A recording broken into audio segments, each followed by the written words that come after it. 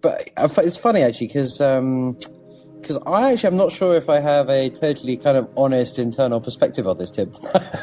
Because part of me is like, to be honest, I'd be perfectly happy just schlepping around Europe, chatting to people, having the odd espresso and just generally experiencing the world. That what I actually care about is conscious experience and understanding and, blah, blah, blah.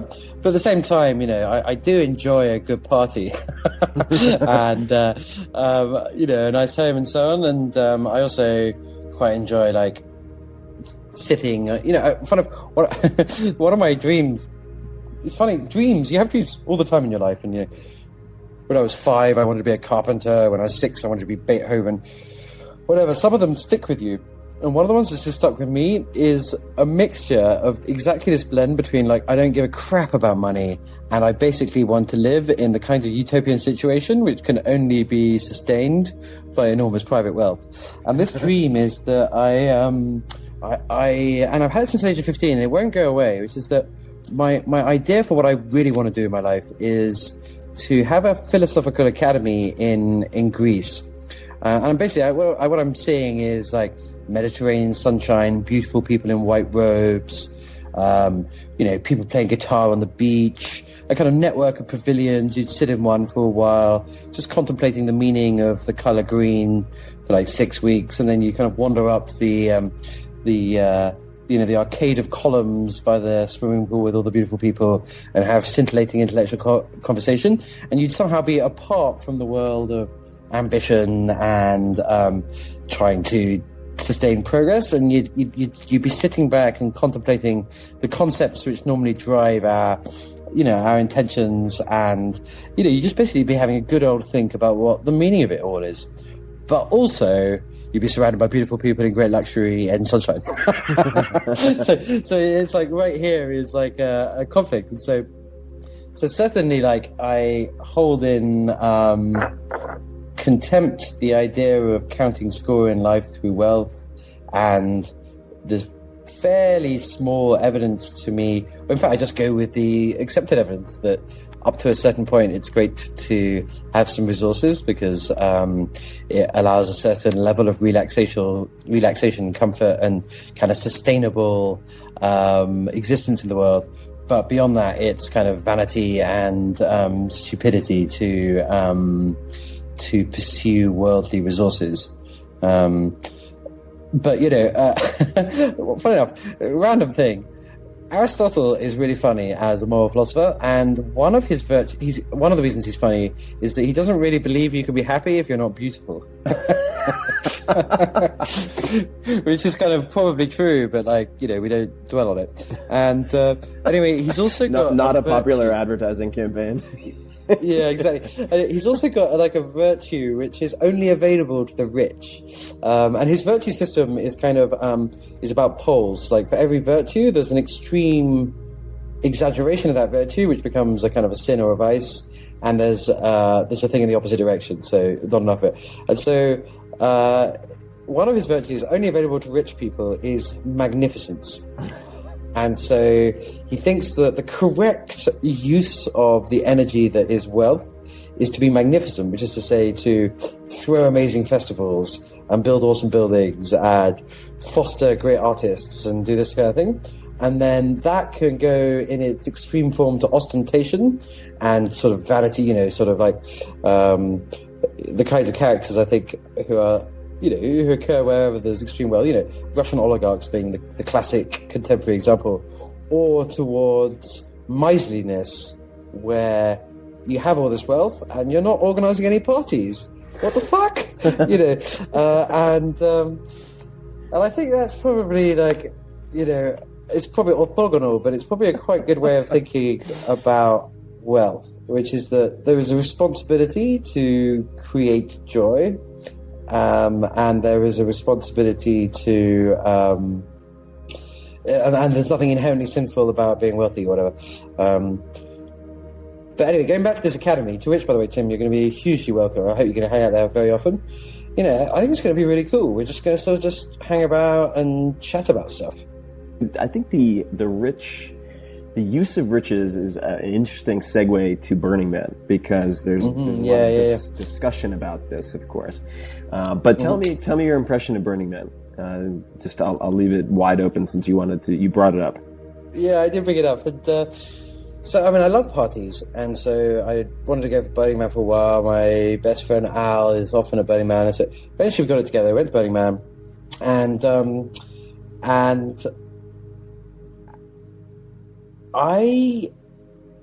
Burning Man is an absolute ordeal to get to, especially if you're coming from the UK. So you've got to get to San Francisco, then there's all this, like, you've got to purchase lots of objects and water and snacks and costumes and all this stuff. And then you've got to do an 8-hour road trip. And about 4 hours into the road trip, you're like, wow, this is getting pretty much into the middle of nowhere.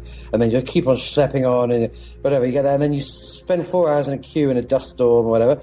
Get to the gate, and then some, like, slightly sort of annoyingly kind of enlightened-looking character says, like, welcome home. And you're like, fuck off, mate. I live in Hackney. I can't do a music festival. Anyway, like, in between that and leaving Burning Man, something happens where, as you're leaving, you're like, well, he was right. This was my home.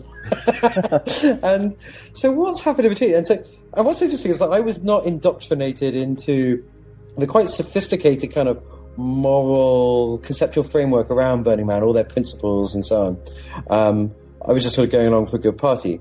But here's like my kind of quick fire theory about why Burning Man is the most brilliant institution I've encountered, and is the first evidence I've seen that, not the first ever, whatever, but is a compelling case for why Silicon Valley is actually a culturally important place, on a par with, say, the Renaissance in Florence or something, where, like, if you look at the buildings in Silicon Valley, you're like, Jesus, these guys may build good software companies, but they sure don't know how to live. Just like, it's like the car park. You're like, Anyway, so why is Burning Man so good? So there's no money, which cuts out one fundamental aspect of your social relationship to the world. There's basically no time, because no one's got a watch on them, and no one would care if they did. Although there is time, but it's a different quality of time. It's basically the rhythm of sun and night. And then there's no mobile phone, so no one is basically able to connect with their normal, unbelievably banal set of preoccupations. And as a result, people are kind of stripped down. So you've got no money, no ambition, no obsession with what you're supposed to be doing, and there's basically no agenda whatsoever as regards what happens. And it's long enough, about a week, that, like, unlike a kind of UK festival, of which there are many great ones, including things like the Secret Garden Party, at the Secret Garden Party, on the Saturday, you're, like, aware that on Sunday you're going to have to pack up and go home.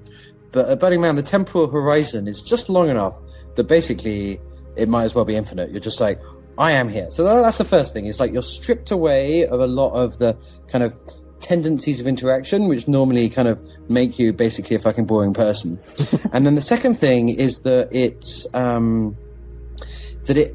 you kind of bounce around Burning Man, and it operates, as far as I can tell, at 4 scales, which interweave in this kind of fractal way. So you've got, like, camps. So you've been in Wild West camp, and you're there in at one point I found myself playing a piano naked in a Wild West bar, surrounded by Frenchmen singing the French national anthem.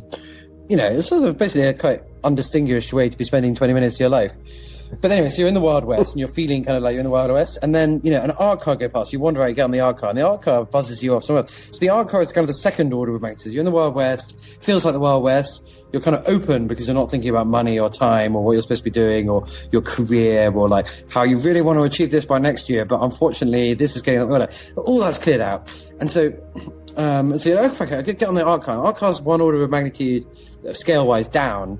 And the art car might be like a fish or a boat or whatever. Get on the boat, and then you're living on a boat, and the whole vibe is boatish. So you've entered a different world. And then you talk to a person on the boat, sort of third scale of spatial organization down. And the person does not have an agenda, because they have basically completely forgotten about all the things which preoccupy them normally. And so you get further in about 5 minutes of conversation than you do with a flatmate in about a year, because, just like, how are you feeling? It's like, oh, not so good. because of, the sort of thing which no one would ever tell you normally. And then, where are you from? And then because you're really open, because you're not thinking about your money or your time or the things you have to do, you're like, oh, well, actually, the fact that you're from Wisconsin and a little farm is kind of interesting in a way which it wouldn't be according to my normal filters. And of course, none of this is rational. It's just a kind of intuitive flow. But so you have very rich, and so people are their own worlds, which you dive into. So we've had the camp, where you're like in a world, and then you got the art car, which is basically like kind of floating nightclubs. But anyway, you got art car, and that's kind of a world, and then a person is the world. And then it's got this gift economy where the gifts are themselves their own world. So sometimes it's like, a little object which expresses some profound story about this person's life or about the world or anything else.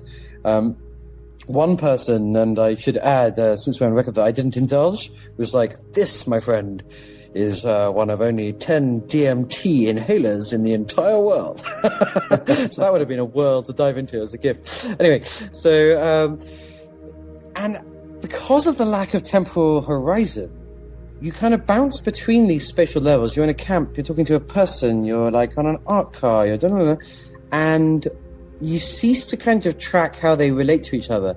So the whole thing has the character of a kind of an external hallucination where one fascinating piece of the world will pop up and dissolve into the next fascinating bit of the world. And there's no attachment and there's no nothing kind of thing. You're just bouncing around this extraordinary experience.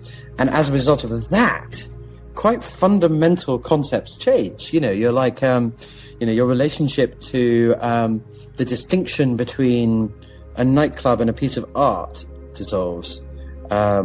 Your concept of what a friend is and what someone you don't know is blurs, because everyone's kind of a friend.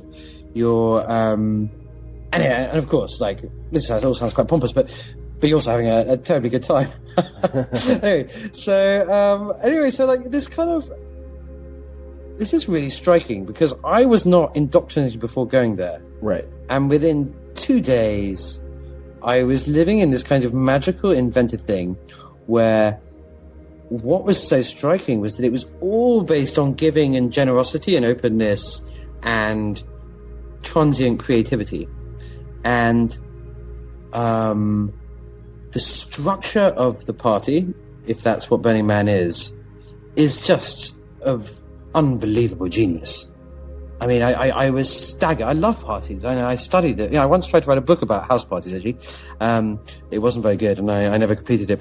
But I love parties, and I'd never imagined a party could be like a dance in the brain of a philosopher or something like that. And it's really like it's a way of like it's a party which kind of gives you insights into totally different ways of relating to yourself and the world. And I love the fact that it's transient, because A, it means that only through the proactive participation of the people who are involved will it ever exist. But B, it means that the meaning has to go outside into the world in a way.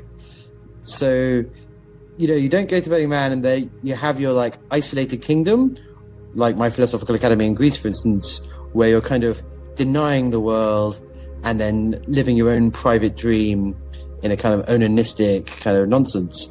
It's actually just like an opportunity to reconceive stuff and then go back to the world and then like think, oh fuck, well, just like Burning Man, the world is a consequence of the actions of everybody who's in it.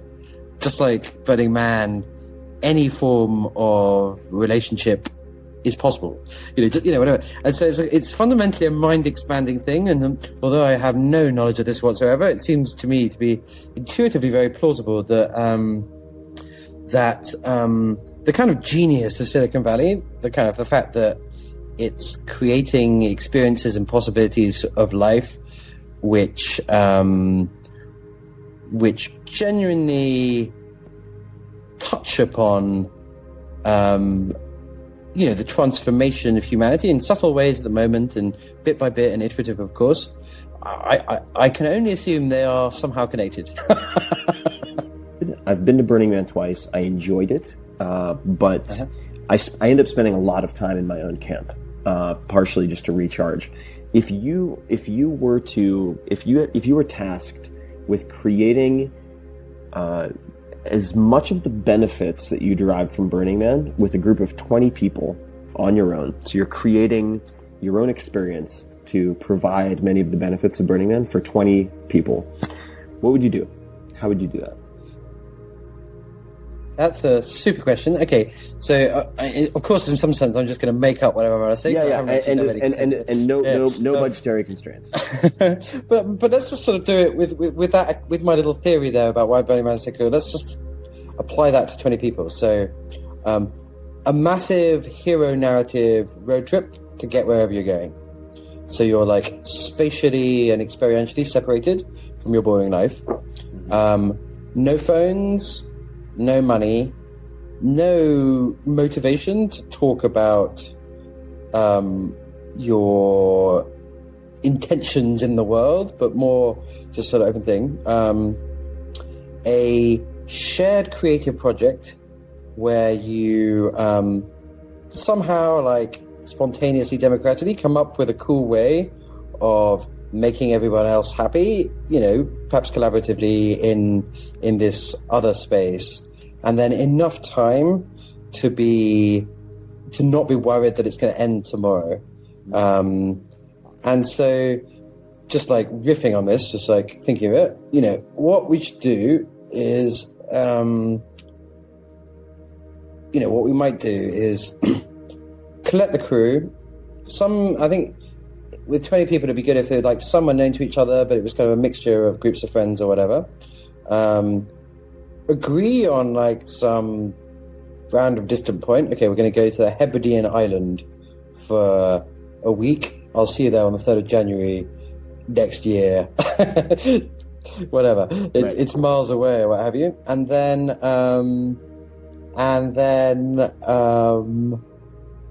just go there minus mobile phone, blah, blah, blah, blah, and just rejoice, I guess, in the fact that, like, people are so cool. It's something which I'd oddly rather forgotten before Burning Man. I was just like, people are so annoying. They're always, like, in the queue in front of me while waiting for the bus and, like, etc. You can hardly fail to have a good experience if you're with 20, like, generous, open people with loads of time away from your life. And you're feeling great about yourself because you're in the middle of a hero narrative because you actually successfully got there. And this could probably be done with 2 people as well. How do you take the experience of Burning Man and create more of those peak experiences, if you want to call them that? What are other ways of pulling your head out of the mundane bullshit and doldrums? I mean, great question, and not one I've really successfully answered for myself, but but I'm more than happy to advise about it. I think it is a fundamental question, and I think one of the best parties I ever went to was like a moon celebration, and it was on a cliff, and the sea was like formidable and raging beneath, and it was all night, and it was a full moon, and the tide over the course of the night came up, and there were kind of crazy ritual dances to celebrate them. It was pretty eccentric. But I tell you what, I came out of that with was I kind of was like, oh fuck, the moon and the tide are connected. And of course, like, I'd learned that as a 5-year-old schoolboy and not understood it in the interesting way. The interesting way to understand it is to perceive the moon and perceive its pull on the sea in real time, to actually like feel in your bones the connection between these two things. And anyway, so that was a kind of a really cool thing. And I guess it kind of gets back to like commonality between people, which is that being yourself is quite a fun thing. But it's not quite as nice as noticing that you are like an instance of humanity, and that everyone else is kind of basically the same, and actually so are the animals, and in fact it's all matter and whatever. And and it's kind of paradoxical thing that when you perceive in your bones your own insignificance, you feel better. Yeah, that's a really good way. That's an astute way to put it. And then I'd be like, but if you think about it, the stars are really far away. And then you kind of try to imagine the world from the stars. And then you sort of zoom in, and then you'd be like, oh, there's this tiny little character there for a fragment of time, worrying about, it's just take a chill pill until, but, like, it's to make sure there's one day a week where your mobile phone's off, and to make sure that, with your best friends, you find a time, whatever, once every 3 months, to update them on just how stupid reality is, and to share that. And that, if you're in a relationship where, like, you kind of, the struggle of, like, existence is kind of occluding the parallel magic of what could be happening there, you at least occasionally find the time to do that, whatever. But I got this wonderful friend called Paul, who's, like, one of the most kind of intelligent people I've ever met, and very, anyway, he lives. So when I was talking to him about the academy, the Greek ideal of my kind of imaginary possible future existence, he was like, well, why does it need to be in one place? And I was like, oh, it's true. It could just be, in the world. And then he was like, and why does it need to be with the same group of people? And I was like, oh, well, it's true. Like, updating the people is quite good fun. And then he was like, why does it have to be in sunshine? Why can't it be in a mixture of things? And I was like, it's true. Like, I quite like rainstorms and, Nordic climates and so on. And then, kind of almost went further, just like, why does it even need to be outside of your life at all?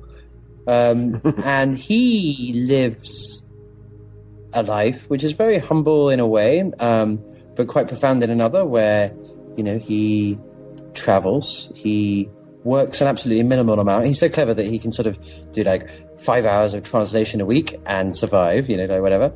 And, he learns languages, and he falls in love with people, and he watches amazing music, and he has the most incredible network of friends. I mean, I feel he's one of my best friends, and he probably feels I'm one of about 100, because he spends 10 hours a day on friendship. The life I'm desiring through these concepts, whatever, is actually it's right there. It's something which I could be living if I would only cease sort of working 12 hours a day in a startup.